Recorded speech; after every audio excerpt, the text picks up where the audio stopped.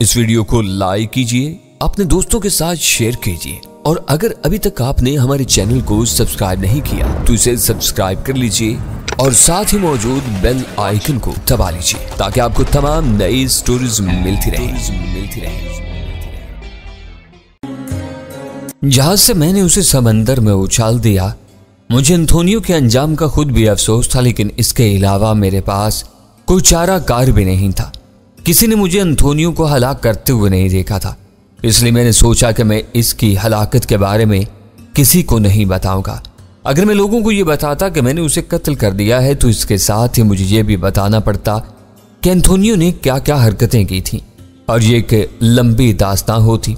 इसलिए मैंने यह तय किया कि मैं किसी से इस वाकया का जिक्र नहीं करूंगा। लोग यही समझेंगे कि यहाँ तो वो समंदर में डूब गया या फिर किसी जंगली जानवर ने उसे हलाक कर डाला। यह फैसला करने के बाद मैं बस्ती की तरफ रवाना हो गया, जहां जश्न की तैयारियां बड़े जोरों शोर से जारी थी। किसी ने भी इस बात पर तवज्जो नहीं दी कि एंथोनियो मौजूद नहीं है। सब लोग हंगामा और ऐशो निशात में मसरूफ हो गए और मैं भी दिलो जान से इस जश्न में शामिल हो गया। अल्बर्टो ने मुझसे कहा था कि वो आज के इस जश्न से जी भर कर लुत्फ अंदोज होना चाहता है, क्योंकि ये उसकी जिंदगी में अपनी नौयत का आखिरी जश्न होगा और आज के बाद शायद जिंदगी उसे ऐसा मौका भी फराहम न करे। रात देर तक हंगामा जश्न जारी रहा और मैं इन लोगों को देख देख कर महजूज होता रहा। दूसरे दिन सुबह को अल्बर्टो अपने साथियों के हमरा तवील और पुरअज़्म समुद्री सफर के लिए रवाना हो गया था। अल्बर्टो ने मुझे बताया था कि वो एक तजर्बाकार और मजा हुआ जहाज राह है और उसने अपनी जिंदगी में कई बहरी मुहिम्मात सर की हैं, इसलिए उसे यकीन है कि वो बखैर व आफियत अपने वतन पहुंच जाएगा। जहाज की रवानगी में भी थोड़ी देर बाकी थी कि अचानक अल्बर्टो को ख्याल आया। एंथोनियो को उसने गुज़िश्ता रात से नहीं देखा था। उसने मुझसे और नारो से इस बारे में पूछा, लेकिन हम दोनों ने नाइल्मी का इजहार किया। उसने कई आदमियों को एंथोनियो की तलाश में भेजा, लेकिन जाहिर है कि एंथोनियो कहाँ मिल सकता था। बिलाखिर अल्बर्टो के जहाज ने लंगर उठाए और वो अपने सफर पर रवाना हो गया। स्याफामों की एक बड़ी तादाद अपने साथ भारी मिकदार में सोना लिए हुए अल्बर्टो के हमरा थी और मैंने सारे स्याफामों को बहुत अच्छी तरह समझा दिया था कि जो कुछ अल्बर्टो जानता है वो नहीं जानते, इसलिए इनके लिए लाजिम है कि अल्बर्टो के हर हुक्म के बिला चू चरा तामील करें। तमाम स्याफामों ने पुरअज़्म और रग़बत इस बात का वादा किया कि वो अल्बर्टो के वफादार रहेंगे और उसके अहकाम की पाबंदी करेंगे। अल्बर्टो को गए हुए कोई एक हफ्ता गुजर चुका था। प्रोफेसर नए आने वाले स्याफामों को बाकायदा तौर पर कबीले में शामिल कर लिया गया और उन्हें वो सारे हकूक दे दिए गए जो कबीले के दूसरे लोगों को हासिल थे। अब वो आहिस्ता आहिस्ता इसी कबीले का एक जुज़ बनते जा रहे थे। मुझे इस कबीले के लोगों के साथ रहते हुए 10 साल से ज्यादा का अरसा गुजर चुका था। मेरे सामने जवान बूढ़े हो चुके थे और बूढ़े मर चुके थे और बच्चे जवान हो रहे थे। आहिस्ता आहिस्ता मैं इस माहौल की यकसानियत से उकता चुका था और मेरा जी चाहने लगा कि अब मैं कहीं और रुख करूं, कोई नई दुनिया, कोई नया जहां तलाश करूं, क्योंकि मेरी जिंदगी का मकसद ही यही था। मैं किसी एक जगह पर जमकर हमेशा के लिए नहीं रह सकता था। लेकिन मुश्किल ये थी प्रोफेसर के ये लोग इतने सीधे साधे और मासूम थे कि मैं इन लोगों को अचानक अपनी जुदाई का दाग देकर गायब नहीं होना चाहता था। ये लोग मुझसे मोहब्बत करते थे और मुझे इस बात का पूरा अंदाजा था कि मेरी अचानक गुमशुदगी इनके लिए गहरे जज्बाती सदमे का बायस बन जाएगी। इसलिए मैं चाहता था कि कोई ऐसा रास्ता इख्तियार करूं कि मैं इन लोगों से जुदा भी हो जाऊं और ये लोग मेरी जुदाई को हंसी खुशी कवारा भी कर लें। कई दिन तक मैं इसी कशमकश में लगा रहा। बिलाखिर एक नहायत उम्दा तदबीर मेरे जहन में आ गई। मैंने नारो और पालेश और कबीले के बाद सरकर्दा लोगों को एक शाम अपने पास बुलाया और उनसे मुखातिब होकर कहा, सुनो लोगों, मैं तुम्हें एक खुशखबरी सुनाना चाहता हूँ और वो खुशखबरी ये है कि शेगान देवता ने, जिसने पहले ही मुझे इतनी बहुत सी कुव्वतें दे रखी हैं और मेरे दर्जात को बुलंद किया है, मेरे हाल पर एक बार फिर नजर अनायत की है। मुझे शेगान देवता का हुक्म मिला है कि मैं बस्ती से दूर कहीं घने जंगल या पहाड़ों गारों में बैठकर पूरी दिल जमी और यकसुई के साथ इसकी इबादत करूं और उससे लो लगाऊं। शेगान देवता इस कड़ी इबादत और रियाजत के एवज मुझे कुछ और ताकतें अता करेगा, लेकिन इसके लिए शर्त यह होगी कि मैं बिल्कुल तने तनहा इस वक्त तक उसकी इबादत करता रहूं जब तक कि वो मुझे तर्क इबादत का हुक्म ना दे दे। शेगान देवता ने इबादत के अरसे का तयन नहीं किया है, चुनाचे ये अरसा 1 माह का भी हो सकता है और 1 साल का भी। मैं खुद इसके बारे में कुछ नहीं कह सकता। इसलिए ऐ मेरे लोगों, शेगान देवता की खुशनुदी की खातिर कल मैं ये बस्ती छोड़ दूंगा और दूर घने जंगलों में निकल जाऊंगा। मैं कब वापस आऊंगा इस बारे में खुद नहीं जानता। बस यूं समझ लो कि जब शिगान देवता का हुक्म होगा तो मैं फिर वापस आ जाऊंगा। जब तक उसका हुक्म नहीं होगा उस वक्त तक मैं नहीं आ सकता। और मुझे उम्मीद नहीं बल्कि यकीन है कि मेरी अदम मौजूदगी में कबीले के मामलात को नारो और पालेश अच्छी तरह देखभाल कर सकेंगे और किसी को शिकायत का मौका नहीं देंगे। इतना कहकर मैं खामोश हो गया और अपने सामने बैठे हुए लोगों के चेहरों के तासुरात का जायजा लेने लगा। तो सब के सब खामोश बैठे हुए थे। नारो के चेहरे पर गहरी संजीदगी छाई हुई थी। बूढ़ा ओमका, जिसे एक तबीब होने की वजह से कबीले में एक खास मकाम हासिल था, खामोश बैठा अपनी काली काली आंखों से मुझे बगौर देखे जा रहा था। इस कबीले के दूसरे बरगजीदा लोग भी खामोश बैठे हुए थे। बिलाखिर नारो ही ने खामोशी को तोड़ा। इसका मतलब यह है ट्याबू कि तुम एक नामालूम मुद्दत के लिए हम लोगों से जुदा होने वाले हो। सिर्फ शिगान देवता ही जानता है कि वो मुद्दत की लंबाई को कितना रखेगा, लेकिन तुम्हारी अदम मौजूदगी का हम सबको गहरा सदमा होगा। तुम्हारे हम तमाम लोगों पर बहुत एहसानात हैं।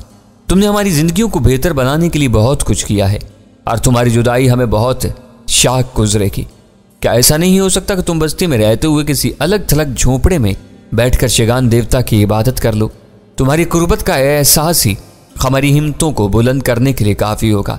अगर ऐसा हो सकता नारो तो जाहिर है मैं कभी कबीले और बस्ती से बाहर जाना पसंद नहीं करता। लेकिन मजबूरी यह है कि शिगान देवता का हुक्म है कि मैं बस्ती के बाहर दूर तन्हाइयों में कहीं जाकर रियाजत का फरीज़ा अंजाम दूं, और जाहिर है कि मैं देवता के हुक्म की सरताबी नहीं कर सकता। तुम ठीक कहते हो, नारो ने थकी हुई आवाज़ में कहा। जो शिगान देवता की मर्जी होगी वही हम सब लोगों की मर्जी होगी। इसमें किसी को सरताबी की हिम्मत नहीं। बाकी लोगों ने भी नारो के ख्यालात की तायीद की और इस तरह गोया मुझे बस्ती से जाने का परवाना मिल गया। मैं कल सुबह यहाँ से रवाना हो जाऊंगा। मैंने कहा, बस्ती के तमाम लोगों को मेरे जाने के बाद यही बता देना कि मैं एक तवील रियाजत के लिए जंगलों में चला गया हूँ और नामालूम अरसे के बाद लौट कर वापस आऊँगा। मेरा ख्याल है कि वो लोग इस जवाब से मुतमईन हो जाएंगे और किसी को इस बात की इजाज़त न देना मेरा पीछा करने की कोशिश करे, वरना सख्त नाराज होगा शिगान देवता। तुम्हें इत्मीनान रखो, नारो ने कहा, कोई तुम्हारा पीछा नहीं करेगा। दूसरे दिन नारो, पालेश और वो तमाम लोग जो कल शाम को मेरे पास मौजूद थे और जिनके सामने मैंने अपने जाने की बात कही थी, सुबह ही सुबह मेरे पास आ गए। नारो मेरे लिए खाने पीने की बहुत सी चीज़ें लेकर आई थी और इसका इसरार था कि मैं रास्ते के लिए इन चीज़ों को साथ ले जाऊं। मैंने उसका दिल रखने की खातिर इन सारी चीज़ों को अपने पास रख लिया। थोड़ी देर के बाद मैंने इन लोगों से इजाज़त ली। वो सब के सब बस्ती की आखिरी हदूद तक मेरे साथ आए और फिर मैंने इन्हें मजीद आगे आने से मना कर दिया और इनसे कहा कि अब वो वापस लौट जाएं। और इनमें से हर शख्स बारी बारी मुझसे बगलगीर हुआ और इसके बाद वो बस्ती की तरफ लौट गए और मैं आगे बढ़ गया। मैं दिनों, हफ्तों और महीनों अफ्रीका के घने जंगलों में मीलों मील तक सफ़र तय करता रहा। इस तवील और दिलचस्प सफ़र के दौरान मुझे ऐसी चीज़ें देखने को मिली जो मैंने इससे पहले कभी नहीं देखी थी। अनवाउ अक़साम के जानवर, अजीबो गरीब किस्म के परिंदे, रंगारंग मनाजर, गर्ज के ये एक बिल्कुल नई दुनिया थी जिसके वसी आफाक मेरी नज़रों के सामने खुले पड़े थे। ऐसी दुनिया जिसके बहुत बड़े हिस्से में किसी इंसान ने आज तक कदम नहीं रखा था। अजनबियों की बात ही क्या, मुझे जगह जगह लेकिन बहुत दूर दूर तक इंसानी आबादियां भी मिली थी। स्याफाम, नंग धड़ंग आदमखोरों की बस्तियां आज भी पत्थर के ज़माने की ज़िंदगी गुजार रही थी। लेकिन मैं इन बस्तियों से बचता बचाता, छुपता छुपाता अपना सफ़र तय करता जा रहा था। इसकी वजह यह थी प्रोफेसर कि मैं फ़िलहाल इंसानों के दरमियान रहना नहीं चाहता था। एक तवील अरसा हो गया था मुझे इंसानों के दरमियान रहते हुए और अब मैं कुछ अरसे इंसानों के बगैर ज़िंदगी गुजारना चाहता था। चुनांचे मैं इस बात की पूरी कोशिश करता रहा कि इंसानों की नज़रों में न आने पाऊँ।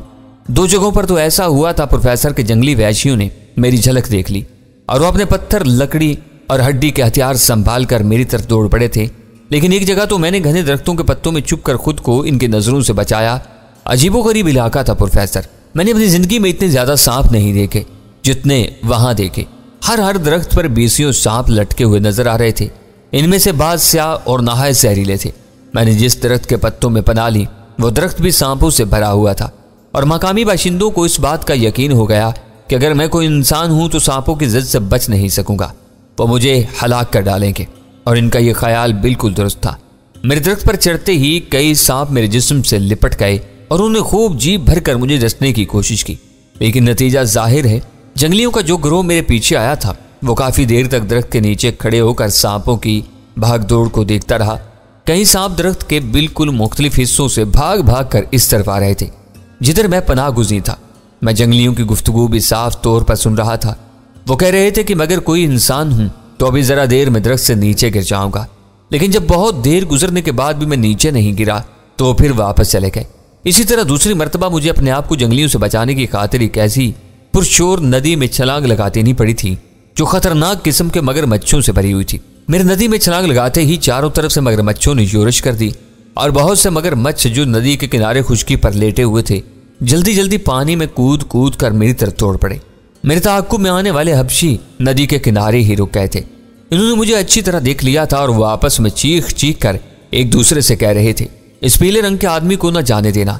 जब मैंने मगरमच्छों से भरी हुई नदी में छलांग लगा दी तो उन्होंने मेरा शिकार करना चाहा, लेकिन मैं इस स्ना में नदी के अंदर गोता लगा चुका था।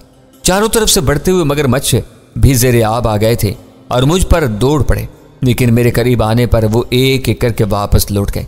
इनमें से किसी ने भी मुझ पर हमला नहीं किया। मैं ज़ेरे आब तैरता हुआ बहुत दूर निकल गया था, लेकिन तीसरी मरतबा मैं खुद को जंगली से अफवाहों के चुंगल से न बचा सका। मुझे जंगलों की सैर करते हुए तकरीबन 2 साल का अरसा गुजर चुका था और इस अरसा में न जाने कहां कहां मारा मारा फिरता रहा और न जाने कितने मुल्कों की हदूद में दाखिल होकर वहां से निकल गया और अब किस मुल्क की हदूद में मौजूद था मुझे इस बात की कोई खबर नहीं थी। मैं तो बस चले जा रहा था और चले जा रहा था। वही गर्म सपहर थी और मैं एक ऐसे घने जंगल में से गुजर रहा था जहां ज्यादातर छोटे छोटे दरख्त थे, लेकिन इनके पत्ते इस कदर बड़े बड़े थे कि मैंने अपनी जिंदगी में इतने बड़े बड़े पत्ते कभी नहीं देखे। एक एक पत्ते के पीछे पूरा पूरा आदमी चुप कर बैठ सकता था। मैं अपनी धुन में मगन चला जा रहा था कि अचानक कोई चीज मुझ पर गिर पड़ी। मैंने संभलने की कोशिश की, लेकिन इससे पहले ही मैं दरख्तों की छालों से बनी हुई नहायत मजबूत टोरियों के जाल में जकड़ा जा चुका था। जाल के फंदे कसते चले गए। मैंने खुद को हालात के रहमो करम पर छोड़ दिया। मैं देखना चाहता था कि मेरे दुश्मन कौन है और इनकी क्या मंशा है। वह बड़े बड़े पत्तों के पीछे से निकल कर आ गए। इनके कद छोटे थे और रंग तवे की तरह स्याह, और इन्होंने अपने चेहरों को तरह तरह के रंगों से रंग रखा था। इन्हीं में से एक है, ये जरूर सफेद फामों का साथी है जो हमारे आदमियों को पकड़ कर ले गए हैं। शायद ये बाकी लोगों से बिछड़ कर रास्ता भटक गया है। इसे जिंदा ना छोड़ना, मार डालो। वो सब के सब बुरी तरह चीख रहे थे। मुझे सूरत हाल को समझने में ज्यादा देर नहीं लगी। सफेद फाम गिरोह इन इलाकों की तरफ आया होगा और यहां से कुछ आदमियों को पकड़ कर ले गया होगा, जिसकी बिना पर इनके दिलों में सफेद फामों के खिलाफ सख्त नफरत बैठ गई थी। इन्होंने मेरे जिस्म की अनोखी रंगत के बायस मुझे भी सफेद फामों का साथी समझा और अब ये लोग मेरी हलाकत के दर पे थे। इन्होंने जाल की डोरियां और ज्यादा खींची और मुझे भी सख्ती से कस दिया। मैंने कोई मुजाहमत नहीं की। इसके बाद वो लोग मेरे करीब आ गए और मुझे गौर से देखने लगे। इसे दलदल की तरफ ले चलो, इनमें से किसी ने कहा। इसके लिए वही बेहतरीन जगह है। दलदल की तरफ ले चलो, हाँ दलदल की तरफ ले चलो। कई आवाजें एक साथ बुलंद हुई और वो लोग मुझे किसी मवेशी की तरह खींचते हुए एक तरफ रवाना हो गए। मैं खामोशी से इनके साथ चलता रहा। मैं देखना चाहता था कि वो लोग मेरे साथ क्या सलूक करते हैं। हमारा सफर ज्यादा तवील नहीं था। घने दरख्तों के जंगल से निकलकर हम एक खुले इलाके में पहुंच गए और फिर मैंने एक हैबतनाक मंजर देखा। एक छोटे से मैदान के बाद गहरे भूरे रंग की लामतलाही दलदल का सिलसिला फैला हुआ था। इस दलदल का आखिरी सिरा भी नजर नहीं आ रहा था। ना जाने ये दलदल कितनी वसी और अरीज थी, और इसमें से बूख बूख की हल्की हल्की आवाजें सुनाई दे रही थी और जगह जगह से भाप निकल रही थी। एक बहादुर से बहादुर इंसान के लिए भी यह वहशतनाक मंजर इंतहाई दिल दहला देने वाला था। मुझे मालूम था कि इसमें एक मरतबा फंस जाने वाला इंसान किसी तरह भी फिर इसमें से बाहर नहीं निकल सकता। वो जितने ज्यादा हाथ पैर चलाता है इतना ही ज्यादा वो दलदल में धंसता चला जाता है, यहां तक कि वो पूरे का पूरा दलदल का हिस्सा बन जाता है और खत्म हो जाता है। इन लोगों ने पहले तो मुझे जमीन पर गिरा दिया और फिर 2 आदमियों ने मेरी टांगें पकड़ी और दोनों मेरे हाथ पकड़े और मुझे झूले की तरह झुलाने लगे। इनके झूलों में दम बदम तेजी आ रही थी और वो अपनी सारी कुव्वत इस्तेमाल करके मुझे झुला रहे थे। मैंने अपने जिस्म को ढीला छोड़ दिया था और मैं कतन कोई मुजाहमत नहीं कर रहा था। अब तैयार हो जाओ, एक शख्स ने जो मेरे हाथ पैर पकड़ने वालों में से शामिल नहीं था जोर से चिल्ला कर कहा, हम तैयार हैं। मेरे हाथ पैर पकड़ने वाले 4 अफराद ने एक जुबान जवाब दिया और इसके साथ ही उनकी हरकतों में तेजी आ गई। उसी शख्स ने चंद लम्हों के बाद जोर से चीख कर कहा और इसके साथ ही इन चारों ने मुझे जोर से झुल्लाकर अपनी पूरी ताकत से दलदल की तरफ उछाल दिया। मेरा जिस्म अब भी इनके जाल की डोरियों से जकड़ा हुआ था और वो लोग मेरी खातिर अपने एक जाल की कुर्बानी देने के लिए तैयार हो गए थे। एक धमाके की आवाज बुलंद हुई और मेरा रस्सियों में जकड़ा हुआ जिस्म दलदल में जा गिरा। अब तक मैं हर किस्म के तजर्बों से गुजरा था प्रोफेसर, लेकिन ये मेरे लिए बिल्कुल नया अनोखा तजर्बा था। इससे पहले मैं बरसों तक पानी में रहा, ज़ेरे ज़मीन दफन रहा, हज़ारों मरतबा आग में जला, मुझे बुलंदियों से नीचे गहराइयों में धकेला गया, लेकिन दलदल में फेंके जाने का तजर्बा मुझे अपनी तवील ज़िंदगी में पहली बार हो रहा था। मेरा पहला एहसास ये था कि मैं नीम गर्म कीचड़ में गुसल कर रहा हूँ। मैंने अपनी आंखें बंद कर ली और बदन को बिल्कुल ढीला छोड़ दिया। मैं अब एक नींद के लिए तैयार था। बहुत अरसा गुजर गया था प्रोफेसर कि मैंने लंबी नींद का लुत्फ नहीं उठाया था।